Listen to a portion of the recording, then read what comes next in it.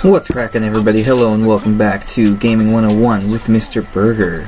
Tonight we're going to take a look at the classic log bait deck, but before we do that, we had a balance change recently, and this balance change is a little bit different because it came out a little bit sooner than previous balance changes have come out in comparison to their other balance changes nearby. So it was only a couple weeks before the previous one before this, and we're getting another one already, whereas they generally have them once every month or once every few months. But let's take a quick look at the cards here that were changed. I don't want to spend too much time talking about that because that's not the focus of this video, but OJ and Clash with Ash both did great videos on this balance change, so I'd recommend checking them out. I'll try to link both of them below as well as in my cards. Now let's go ahead and get right to it. We're going to go ahead and take a look at log bait today and a couple different variations of it. So let's get to this screen right here. Now, quick reminder, as you probably remember from my first video on my alt account, I purposely throw matches from time to time. It's just to keep my rating at about the same amount until I decide I want to push, and I basically do a win one lose one thing to keep my rating at about 3k trophies. So I go into more detail of why I do that. You can take a look at my first video if you're interested, but let's get some replays rolling in the background here while I talk about this deck. You'll notice that I'm running Dart Goblin instead of Ice Spirit, which is what I have at the top left there in the current deck thing. But I like running Dart Goblin, but Ice Spirit is a great alternative. I'll talk about that a little bit more, but just keep that in mind. There's a few flex spots in this deck for sure. I know that I always talk about card replacements, but there's definitely a few more major flex spots in this deck. So, thank you guys for all the support on my recent dog video, of course. That was awesome. I had a lot of fun making it, and I got a lot of positive feedback on it. So, thanks for watching it if you did. If not, you might want to check it out if you like doggies and kitties. Okay, let's get back to this thing here. So, log bait was really popular for a while. Like, it was the most popular deck for a while, and if you look on Stats Royale, I think it still shows it as like the most played or the most popular deck, because that's how popular it was for a while. It received a few direct and indirect nerfs, like 5 of its cards got nerfed, some of which were like Knight getting an HP nerf. Knight just got another HP nerf in this last balance change too, so Knight's getting it hard, right? That's too bad, I really like the Knight. I might have to switch him out for Valkyrie, who just got buffed. But Goblins got nerfed, Inferno Tower and Inferno Dragon got indirectly nerfed, you know what I mean? So, it kind of fell off of its prevalence. It was really popular, you'd see it all the time, and now, not so much. Zap Bait, on the other hand, became very, very popular. If you look at one of my recent videos, it's like the most popular deck in the current meta, the Mega Knight Zap Bait deck. It's not that popular anymore because they directly nerfed a bunch of its cards in the recent balance changes. Go ahead and take a look at those balance changes if you're interested. You can find them on Reddit or on the Clash Royale website. I'll try to leave a link directly to them in the description below as well. So Mega Knight got a huge nerf, like really hard. Quite a few of those cards that were used in that Zap Bait deck got nerfed. So similarly to this nerf to the log bait, Zap Bait was also nerfed. Regardless, I think it's really good for players to have an understanding of this concept behind bait decks, and I do think that log bait will make a comeback. The meta is always changing, and as we saw with this last balance change, they're probably going to be doing balance changes more often. So although Zap Bait and log bait may have just been nerfed, they'll likely be buffed again in the future. So understanding how these decks work will be very beneficial. And even if they have been nerfed, you're definitely still going to see them, or you're going to see variations of them. For example, the whole Zap Bait, the whole log bait thing, there was a variation including Miner for a little while, right? So you'll probably see a comeback of it. So the main concept behind this, obviously, is to bait out their log, hence the name log bait, right? So let's go ahead and get into another replay here before I continue talking, because I don't want to lose my train of thought. So, I'm just going to show the wins in this one, because the losses aren't going to be any fun. They're just, 3-0 losses because I'm throwing the matches. But I will do some live matches after this, if the video doesn't get too long. And then we'll see if I can get a few losses in there to show you guys that I'm not that great. I'm not just trying to show off my wins, right? Okay, so log bait's main concept. You're baiting out their log. You have a lot of cards that are susceptible to log. So if you use one on log and they use their log, right? Excuse me, you use one card and they use their log on that card, right? Like your Goblin Gang, for example. Then you have an opening to use all your other cards that are also susceptible to log, because they don't have that log spell on them anymore. Now, let's say they have log and poison or log and fireball. You just bait out 2 of those, because you've got like 4 or 5 cards that are susceptible to these spells that can gain a very large benefit if they don't have those spells in their hand. So, Goblin Barrel is hugely susceptible to log and zap. And that's like your main win condition in this deck, and I'm going to talk about that a little bit more. So that, you want to bait out the log to get that on their tower if you can. Goblin Gang, placed at the bridge, is great. It baits out log, and if it doesn't, then it does a bunch of damage to the tower. Princess is susceptible to log. If you're running Dart Goblin in the place of Ice Spirit, or even if you're running Ice Spirit, he's susceptible to log. Right? So there's all these things where they're going to waste their log on that or use it on that, and you'll have an opening to use one of those other cards. So that's the concept behind a bait deck. I go into that a little bit in my other video, the Mega Knight, Zap bait deck that I released a little while ago. So, Zap bait is definitely more common now, but I don't know. I think that after these nerfs, you're not going to see it nearly as much. But that being said, the meta is always shifting, like I was saying. So since Zap itself is much more common than log nowadays, you're probably still going to see a lot of Zap bait decks, because you're countering the common things in the meta, the things you run up against the most, right?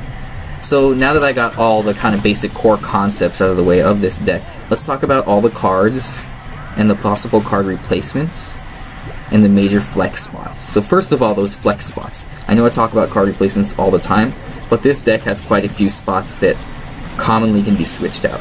The one that you see in the top left there is the classic log bait. That's the one that was used for a while, a few patches ago, and had a crazy good win rate and a crazy high usage rate. But they've made a few tweaks to it here and there that have allowed it to adapt to the meta.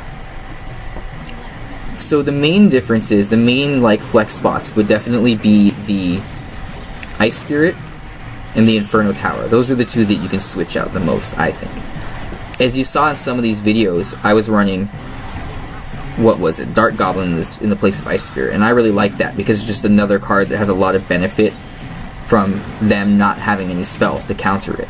Because a Dart Goblin paired with a Knight, man, that just wreaks havoc. Knight is your mini tank in this deck. I'll talk about him a little bit later too, but he combos really well with everything in this deck and tanks with it. So let's get another replay running in the background. So the Ice Spirit's definitely another flex spot for Dart Goblin, but there's quite a few things that you could put in there. For the Inferno Tower kind of got fully replaced by the Inferno Dragon, right? Not fully, because it does have a little bit of a different interaction and utility because of the fact that it's a tower. It's a defensive structure. It's not a flying unit, right? So Inferno Tower can be replaced with either Inferno Dragon, obviously, or even a Tornado. Now Tornado, it's an interesting replacement. The Inferno Tower has an advantage over the Inferno Dragon for one reason. It's a building, so it kites things, it attracts the attention of things such as hogs and pekkas and giants and golems, things that attack only buildings. So you plop it down on defense and their hog runs towards the center of the map, and it's much less likely to get a hit off on your Princess Tower than if you place an Inferno Dragon to counter their hog. So it has that utility of being a building, but Inferno Dragon also, since it isn't a building and it can fly over to the other side of the arena and target onto their tower, can definitely have a lot of advantages as well. So it's up to you whichever one you want to run. Tornado, on the other hand, Tornado is just great all around. A lot of pros have been saying for a while that it needs to be nerfed, and it would definitely go really good in that spot of the Inferno Tower. So it's also cheaper. Inferno Tower costs 5, Dragon only costs 4, so keep that in mind. Dragon's a little cheaper. And the Tornado is even cheaper than all of that. The Tornado only costs 3. So it's a great thing to go in the middle there.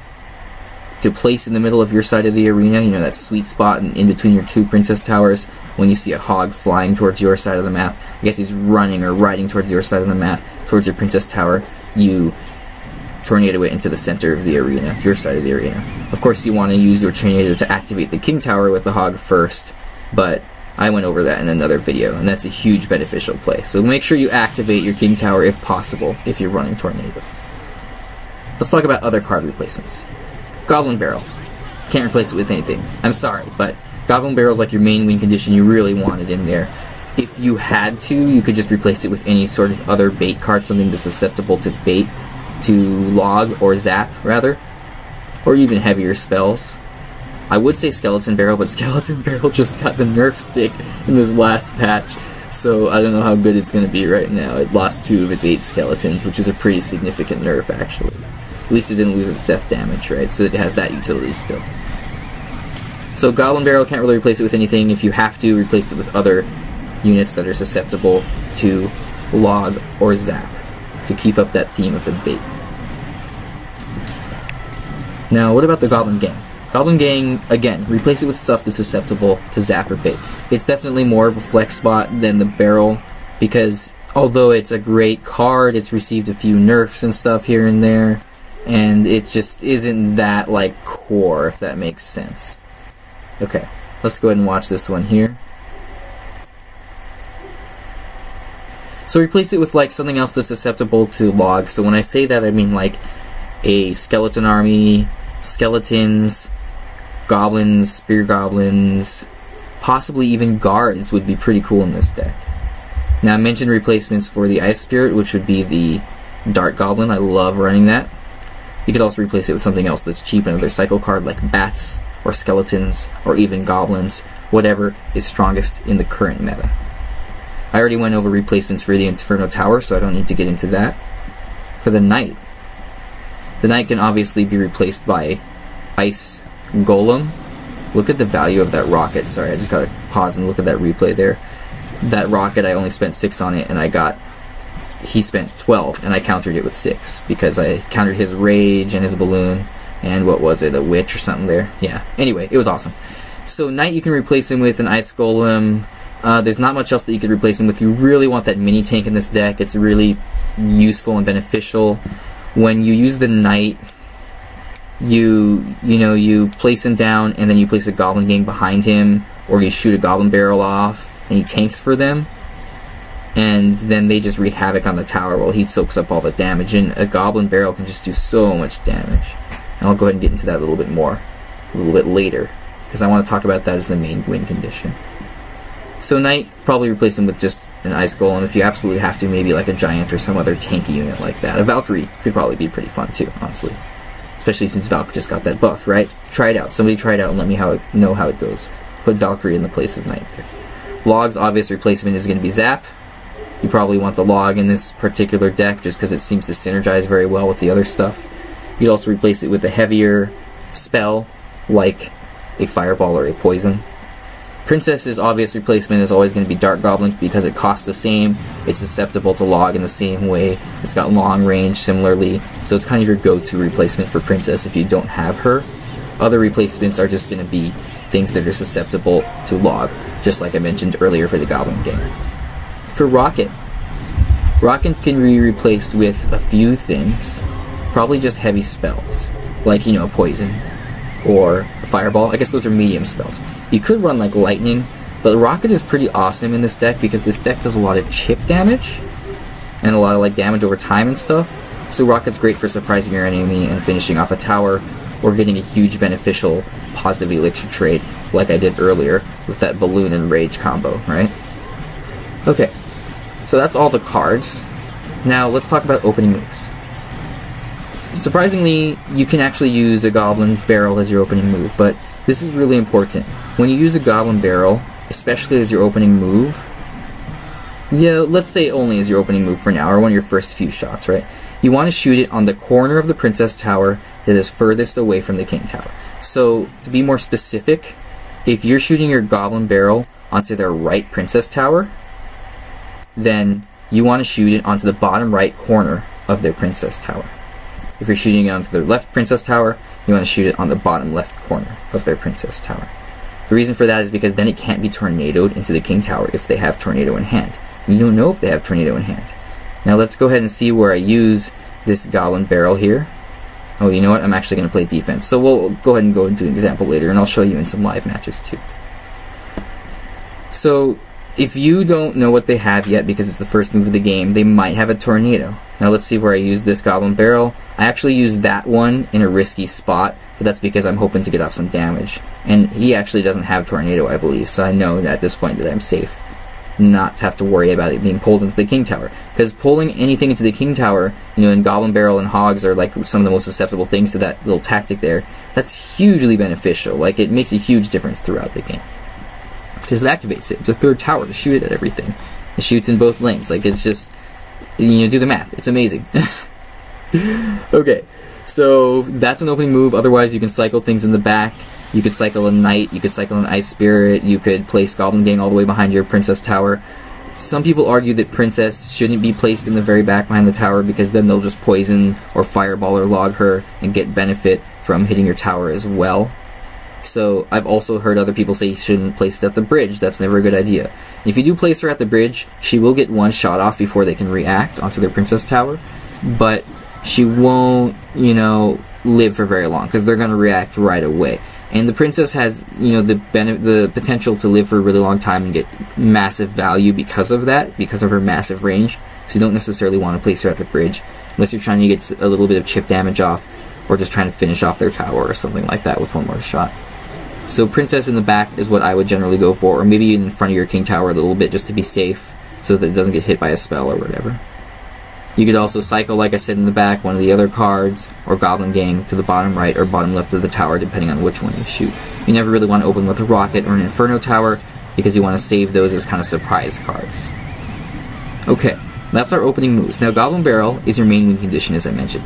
Goblin barrel has the potential to do so much damage. If a naked goblin barrel goes off and they don't react to it, it'll get off like a third of their tower's HP. It does so much damage, and people overlook that, especially in the lower arenas.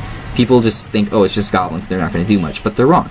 And you kind of have to learn that lesson. That's one of the harsh realities of the game. Goblins can wreak havoc if they're left alone, or if they're comboed with a tank especially. And that's why you want a mini tank, and not a super expensive tank. Although a golem or a giant is great with a goblin barrel, having a mini tank like a knight to just cycle out at the bridge and combo with your goblin barrel or your goblin gang works wonders, because you have this potential to always be in control of the map and always have elixir advantages and always be chipping away at them, keeping them on their toes, never allowing them to build up a big push. So use that goblin barrel as much as you can. It does so much damage, even if it's just left alone and you don't have anything comboed with it. If you can combo with a knight, that's awesome. Use that too. Okay. Cycle it out a lot. Keep using it as much as you can. You know what I mean? Try to outcycle them. Outcycle their counter. Use the goblin barrel like crazy. Lastly, protect your princess. Protect your princess. She is awesome. She has so much potential for so much value because of her massive range. She's got like the craziest range in the game until the new legendary card comes out. I think he has about the same range as her, if not longer. I'll look into that. And she just has the potential to live forever because of that. Because she stays way in the back, and if they don't react to her because you've baited out their log, right, with your goblin gang or your goblin barrel, and, you know, goblin barrel is hugely susceptible to log, but so is princess. Princess's direct counter is the log, right? So if you baited it out, she'll stay alive forever, keep them on their toes, you'll get a few princesses out, they'll just be shooting from afar while you're keeping them on their toes with all your other units. And they can chip away at towers, place one in the opposite lane of where you're pushing, and they'll have to defend in the right lane while your princess is chipping away slowly at the left lane. Get a lot of value doing that. Protect your princess. Try to keep her alive. She has so much potential. Alright, so I've gone ahead and talked about just about everything that I want to talk about for this particular deck. So why don't I go ahead and talk us through this last replay, and then I want to run like 3 or 4 live matches, one for each variation of this deck. So it's going to be a little bit longer of a video, but hey, that's alright. It's just for the fun of it, right? Okay, so ooh, look at this. I'm running my beatdown deck. So that's cool. It's fine. I can still talk about the bait deck. So the beatdown deck is pretty fun. It's another one that I'm running with my golem, and it is a fun, or my giant, excuse me, it's a fun deck for us to watch in the background, right? Why not? Okay. Let's go ahead and get to some live matches here. So the first one that we have is my personal favorite, right? Well, actually, I think my personal favorite now, I really like Tornado, so I'm going to use Tornado in the place of Inferno Dragon. Alright, let's go ahead and jump into a match here, see how I do. Give him good luck.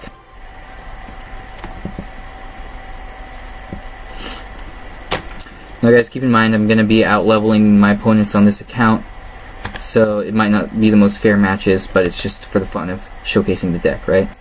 Alright, I'm going to rocket his witch here on the left, get value by hitting the tower as well. You know, check out my Clash 101 video, my vocabulary video, and you'll understand, you know, positive value and hitting their towers with your spells and things like that. Now, look how I distract the wizard with my knight, and so the wizard doesn't shoot my swarm unit, which is my goblin gang, and just blow them all up because it's busy shooting the knight. And here's a good example of what I'm talking about. On the right, the princess is just wailing away at their tower. Well, he's distracted. Look where I placed the goblin barrel on the left, and that's what I'm talking about, using it as an opening move. I still don't know if he has Tornado or not yet. I don't think he cycled out all his cards. So, oh, he rages the baby dragon. Okay, I know I'm not going up against the greatest player, but hey, that's kind of the reality of playing at, you know, lower rating or lower trophy count arenas, right? So speaking of which, I want to do another video on that giant beatdown deck that you saw. Giant is the unit that I've been requesting the most on this account, so I've got him at level 10 already, so it's pretty awesome to play him on ladder. Alright, here, look how the knight tanks for the dart goblin. The dart goblin just goes to town on that witch and kills it, kills her skeletons, even gets a shot off on the tower. Dart goblin's a pretty fun unit. Now I'm going to Tornado. This is huge, right? Tornado the hog into the king tower, so it activates the king tower like so. Now Mr. King's in the game for the rest of the match, right? Okay. At this point I'm just kind of playing defense a little bit. I'm going to place my knight up here because I know the dart goblin runs in really quickly and I want to get the knight in front of him. I'm going to go ahead and goblin barrel on the left there. Probably not the best example of using my goblin barrel as often as possible, but I'm using it quite often. Now Prince's direct counter is going to be a swarm unit, so let's use that goblin gang to our advantage. Counters him really well. I'll put another princess out in the field here. I'll put the dart goblin to the left just in case he kills the princess and wants something else to kite him. Knight and mini tanks like that, you know, Mega Minion, big counter units like that are great to put right on their, you know, powerful ranged units like the witch. So at this point I'm going to go ahead and goblin barrel just to try to finish that off. I got my tornado in hand, and since I activated the king tower already, he's going to join the fight and blow up that hog like nobody's business. He won't even get a single shot off on the tower, despite being raged. Oh, he swarmed, excuse me, he cloned his wizard. Ooh, he means business here. He's not giving up. No, he wants to win still. Okay. Alright. So that was the variation with the tornado. I did run Dart Goblin. I feel like the better version of that would be to run Ice Spirit in the place of Dart Goblin. So I would do this right here. Just because Ice Spirit kind of synergizes with Tornado. If you Tornado and then Ice Spirit right after, your Ice Spirit will jump up and freeze and do damage to all the stuff that's clumped up in the Tornado. So although I was saying that that'd be a fun combo to do, I really want to run this classic version, because this is like the original log bait deck. So let's go ahead and jump into that. And this is the one that I have on the top left here. Okay. Give him a good luck. He says thanks. Blitzkrieg. Blitzkrieg bot. Awesome song.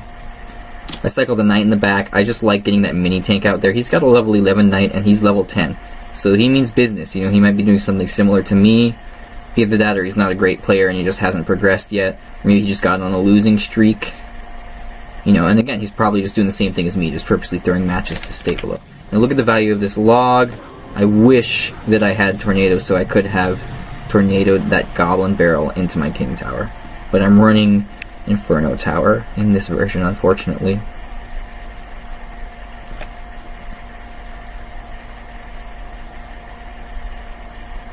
Alright, let's get some value with the princess here. Let's place her up here.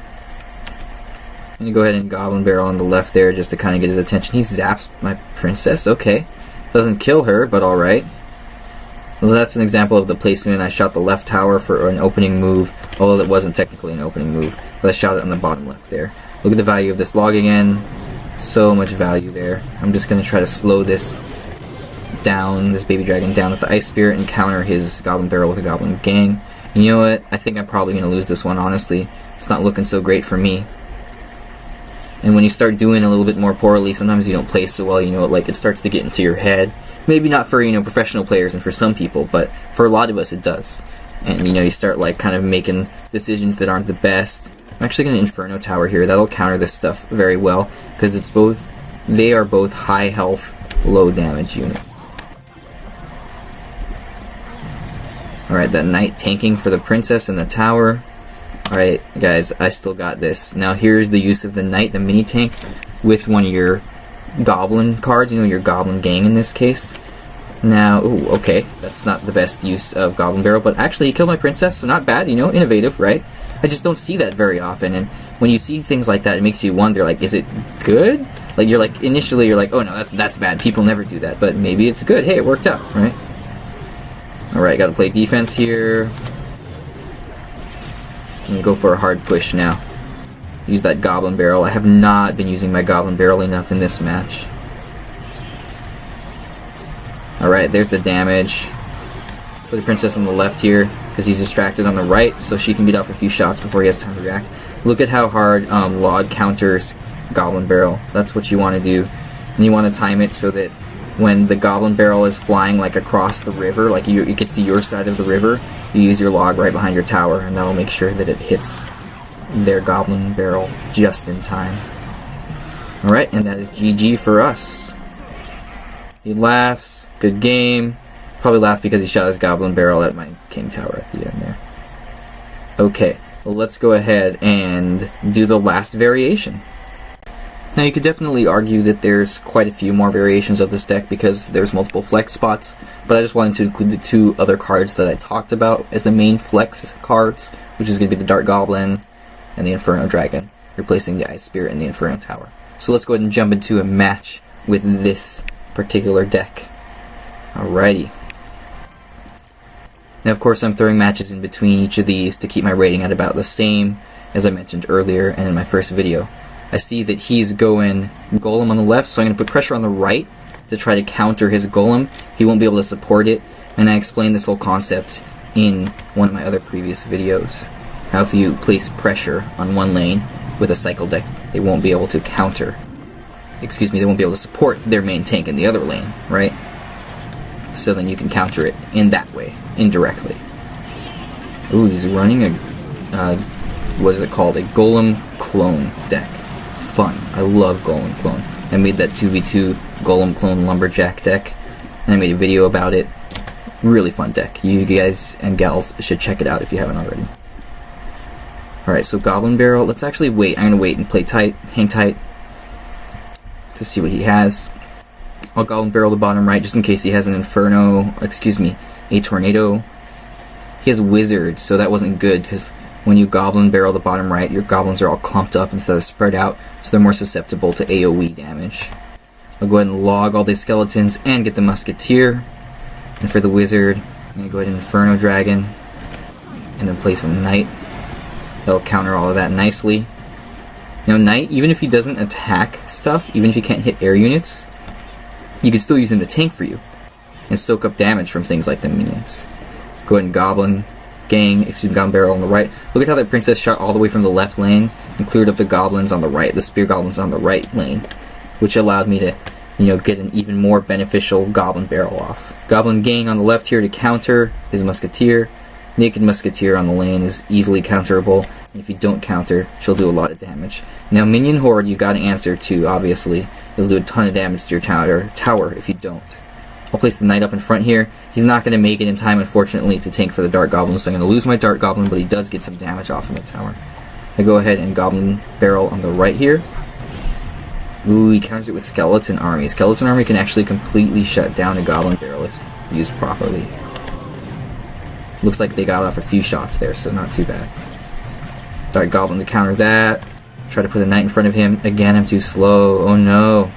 Okay, that's okay. I've got my Inferno Dragon for particularly this reason. Look at this. What a good time to run Inferno Dragon. I'm going up against the Golem deck. What luck. Alright, let me show you one of the coolest tricks in the book with this deck. You rocket, and then you immediately after send in your Goblin Barrel, and you can't tell from our view, but from their view, the rocket's blocking off the view of the Goblin Barrel, so they don't even see it. Like, it's hidden behind the rocket. So it gets off a ton of damage on that left tower there. I'm just going to finish up the job with a Dart Goblin here. And if I can't do that with the Dart Goblin, I'll send in the Goblin Barrel, or cycle out until I have my rocket or my log again. Excuse me, I had rocket in hand, but there's no need to use it. And if I try to save up elixir and spend the time to send the rocket in, he might have something to, finish me off. You never know, right? People could surprise you. Alright, well that's it for the bait video, so thank you guys and ladies so much for watching, I appreciate it, and have a good night.